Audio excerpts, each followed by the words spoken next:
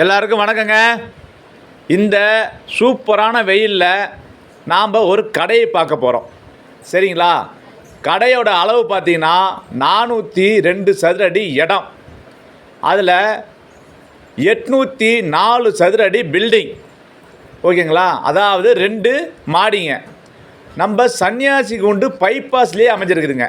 சன்னியாசிகுண்டு பைபாஸ்லேயே கிழக்கு திசையில் அற்புதமாக அமைஞ்சிருங்க. கீழே ஒரு மாடி, மேலே ஒரு மாடிங்க.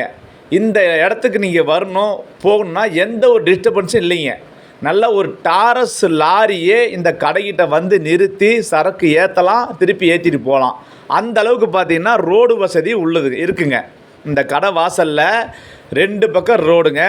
நீட்டாக கடைக்கு வந்து சரக்கு இறக்கலாம், மறுபடியும் ஏற்றிட்டு போகலாம். எந்த டிஸ்டர்பன்ஸும் கிடையாதுங்க. சரிங்களா? இப்போ நான் உங்களுக்கு கடையை காமிக்கிறேங்க.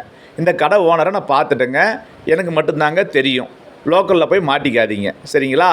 இப்போ நம்ம பார்த்தீங்கன்னா இங்கே பக்கமாக வந்து இந்த கடை அமைஞ்சிருக்கு. ரொம்ப தூரம்லாம் கிடையாதுங்க. சர்வீஸ் ரோட்லேருந்து மிஞ்சி ரொம்ப தூரமே இல்லைங்க. ஒரு 4 எட்டு போய் நம்ம வச்சோம்னா கடைங்க. சரிங்களா?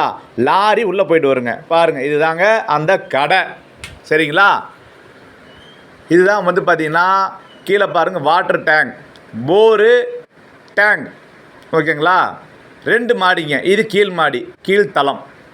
பாருங்கள், இதாங்க போர், இது டேங்குங்க. ஓகேங்களா? தெளிவாக போடுங்க. 2 சட்டுருங்க.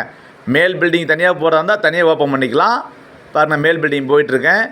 கீழ் சட்ரு தனி 2 சட்ரு வச்சுருக்காருங்க. சின்ன சட்ரு 1, பெரிய சட்ரு 1. சரிங்களா? இந்த பில்டிங் உடனே தெளிவாக நான் பார்த்துட்டுங்க. அவர் சொன்ன ரேட்டு தாங்க 34 லட்சம். ரேட் என்ன குறைச்சிக்கலாங்க. இது கிழக்கு திசைங்க.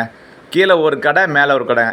யாருக்கு யூஸ் ஆகுன்னு கேட்டிங்கன்னா இந்த பில்டிங் லாரி பட்டறை, lorry office, lorry work shop, lorry painting, இந்த மாதிரி பண்ணுறவங்களுக்கு இந்த பில்டிங் கரெக்டாக அம்சமாக இருக்குங்க.